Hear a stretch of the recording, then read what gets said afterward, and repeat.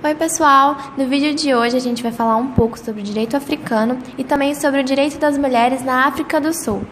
Então, antes do período colonial, a África vivia sob o domínio de um direito consuetudinário, ou seja, era aquele direito baseado nos costumes. Cada indivíduo se sentia obrigado a viver como seus antepassados, que acreditavam em forças sobrenaturais. Os costumes africanos são totalmente diferentes do pensamento ocidental moderno que a gente está acostumado, porque os interesses deles se concentram mais sobre as tribos, castas, aldeias e linhagens, e as suas terras são sempre passadas de geração em geração. O casamento não é visto como uma união entre duas pessoas, e sim a união entre as famílias dessas duas pessoas. O indivíduo é reconhecido, mas para o meio exterior é o grupo que representa ele. É por esse motivo que os países africanos não contêm uma ciência do direito ou juristas, porque os direitos públicos, privados, criminais e civis são ligados às regras que o costume possui.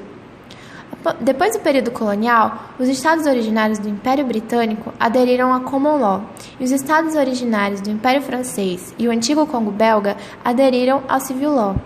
E além de aderirem ao direito do país colonizador, também ocorre uma transformação no direito consuetudinário. Esse direito só conseguia se aplicar a uma pequena parte contratual da vida rural. Por isso, o direito cambiário, o direito marítimo, o direito dos contratos e o direito relativo à sociedade vieram todos do Ocidente. O direito moderno se tornou regulador das relações do trabalho a partir do aparecimento de uma mão de obra assalariada. Assim, começou a funcionar uma administração que estabeleceu a relação contínua com as instituições costumeiras. As administrações locais foram reorganizadas e sujeitas a um controle, às vezes eram até suprimidas. Os serviços financeiros de polícia, saúde, instrução, obras públicas e assembleias locais foram totalmente reconstruídas pelo direito vigente do seu país colonizador. No direito penal, as potências colonizadoras se esforçaram para eliminar as práticas consideradas bárbaras e abusivas. Por toda a ação do direito moderno, o direito consuetudinário se restringia ao domínio das relações do direito privado que interessavam à família, ao regime de terras e às obrigações do direito civil. Porém, manteve uma certa importância em relação ao direito civil nas colônias inglesas e no Congo belga. A maior transformação trazida ao direito consuetudinário na época colonial foi, sem dúvidas, o abandono do modo tradicional da solução entre os conflitos, por uma nova ordem social totalmente incompreensível para os africanos. Os resultados atualmente geram grandes discussões. A modificação do direito consuetudinário desorganizou toda a ordem das sociedades às quais a existência era mantida por meios próprios, como, por exemplo, com espíritos de comunidade, respeito pelos mais velhos, ausência de classes opostas e etc. A tal facilidade com que se aceitou o novo direito também pode ser interpretada como submissão à nova realidade após a colonização dos países africanos. Então, agora falando sobre o direito das mulheres na África do Sul, como muita gente sabe, as mulheres sempre foram vistas pela sociedade como menores do que os homens e submissas a eles. Não ia ser diferente na África do Sul, onde a sociedade é extremamente patriarcal, ou seja, os homens sempre tiveram a maior autoridade na sociedade. Além disso, existe um alto índice de violência contra as mulheres no país. Teoricamente, depois da introdução da Bill of Rights, ou Carta dos Direitos, as mulheres sul-africanas tiveram um reconhecimento formal como cidadãs e acesso aos seus direitos. Porém, na prática, elas ainda são vítimas de assédio, estupro, violência e preconceito de diversas formas. A África do Sul tem um dos maiores índices de violência baseada em gênero no mundo. Segundo o site Daily Vox, entre 2007 e 2013, ocorreram mais de 1 milhão de crimes desse tipo. Mas isso é apenas uma fração do número total de casos denunciados. As mulheres tiveram muita dificuldade na luta contra a opressão, na busca de direitos e principalmente na luta para a igualdade de gênero. Os livros antigos falavam apenas do desenvolvimento da política dos europeus e também sobre as conquistas dos homens, no exército, por exemplo, deixando as mulheres sul-africanas de lado na história.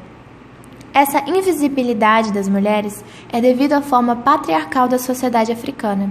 as mulheres eram vistas como subordinadas aos homens e seu papel era doméstico, de cuidar dos filhos e da casa. Não era esperado delas que se preocupassem com política ou qualquer outro assunto que não fosse a casa, pois qualquer assunto que fosse de fora do lar era tratado pelos homens. Eles que tomavam as decisões, a elas só cabia obedecer. No final do século XX, houve um grande fluxo de imigrantes na África do Sul. Isso fez com que os homens começassem a trabalhar por contrato nas minas, passando longos períodos de tempo longe de casa.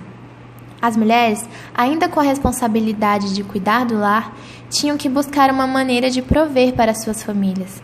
Muitas mulheres africanas começaram a considerar a alternativa de se mudar para mais próximo das cidades.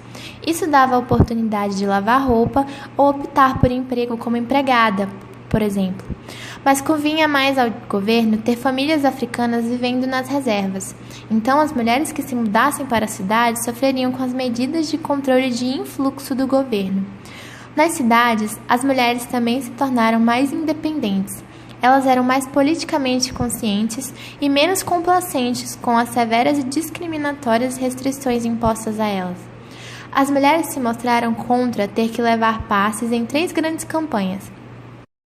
Esse termo passe foi usado para descrever qualquer documento que restringisse a liberdade de movimento de um africano e tivesse que ser produzido sob demanda pela polícia ou autoridades locais. A primeira campanha aconteceu em 1913, na cidade de Bloemfontein, e se destaca por ser um surto precoce da resistência feminina na África. O segundo episódio foi em 1930, em Potchefstroom, uma pequena cidade dominada pelos brancos, onde as autoridades tentavam intimidar as mulheres para atender às necessidades específicas de mão de obra da cidade. A terceira campanha foi planejada em Joanesburgo, de 1954 até 1956, culminando na marcha em 1956 de quase 20 mil mulheres para Pretória, onde elas se reuniram nos edifícios da União de uma maneira ordenada. As pessoas que participaram do evento descreveram ele como uma experiência emocional e comovente. O significado da Marcha das Mulheres deve ser analisado. As mulheres mostraram mais uma vez que o estereótipo das mulheres como politicamente inaptas e imaturas, ligadas à casa, estava desatualizado e impreciso. A Aliança decidiu que o dia 9 de agosto passaria a ser celebrado como o Dia da Mulher, e até hoje é comemorado todos os anos como feriado nacional. Ocorreram diversas reivindicações e formações de grupos de apoio à causa durante os anos.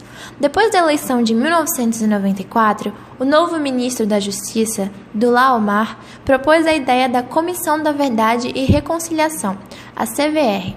A comissão foi criada em 1995 e as declarações foram ouvidas por mais de 20 mil pessoas, incluindo mulheres. Em 1996, uma nova Constituição, como provisão para os direitos das mulheres, foi introduzida e foi criada uma Comissão para a Igualdade de Gênero. A Bill of Rights sul-africana garante às mulheres o direito ao aborto, onde até a 12ª semana de gravidez, a mulher não precisa justificar o motivo do interrompimento.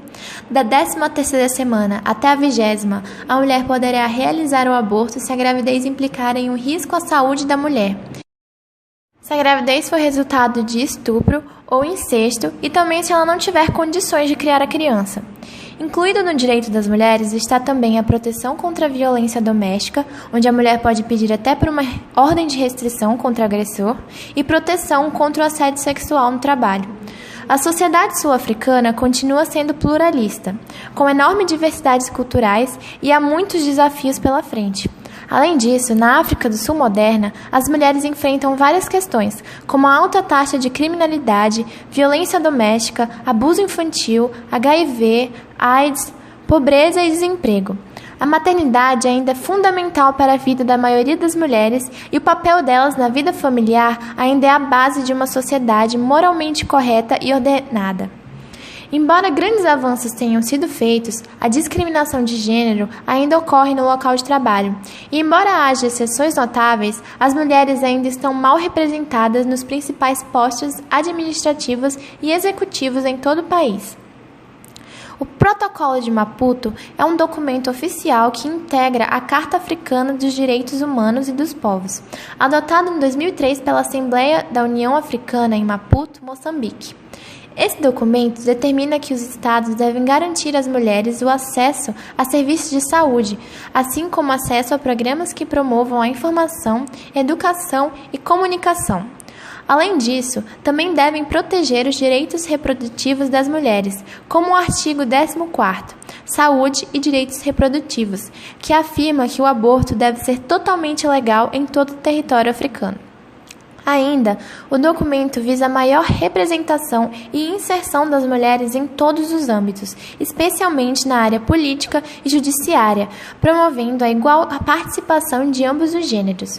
Outro objetivo do Protocolo de Maputo é ser instrumento para combater a mutilação genital feminina e outros métodos realizados pelas sociedades africanas, em especial por serem métodos comuns e mais frequentes no continente.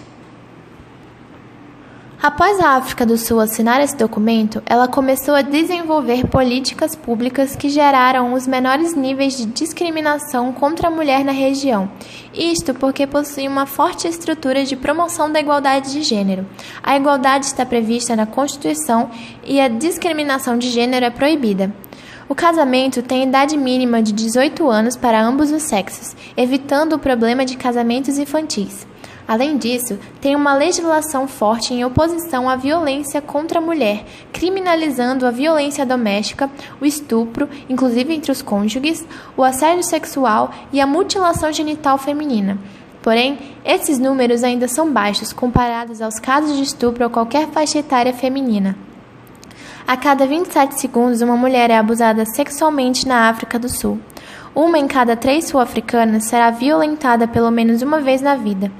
Esses são os dados da organização sem fins lucrativos Rape Crisis, sem contar os casos de casamentos infantis e mulheres em situação de trabalho escravo nas áreas rurais. Devido ao patriarcado, as mulheres estão inseridas num contexto de trabalho mais informal que os homens. Apesar de, em alguns lugares, as mulheres serem consideradas iguais aos homens, é mais comum que seu papel seja diferenciado. Elas cuidam da casa, enquanto os homens trabalham fora. Elas estão sujeitas às práticas e tradições que reproduzem o patriarcalismo da sociedade e a posição de inferioridade feminina. Então é isso, gente. O vídeo fica por aqui. E eu queria pedir de vocês, como o nosso vídeo foi um pouco delicado o assunto, que respeitem a cultura deles, porque é uma cultura diferente da nossa. Então muitas vezes tem esse choque e a gente acaba não entendendo algumas coisas. Mas fora isso, muito obrigada por assistirem até aqui. E se puderem, deixem um comentário pra gente saber a opinião de vocês, se gostaram do estilo do vídeo, porque nós estamos pretendendo postar mais conteúdos desse jeito aqui no canal. Então, se vocês gostaram, por favor, deixe a gente saber aqui embaixo. E até a próxima. Muito obrigada!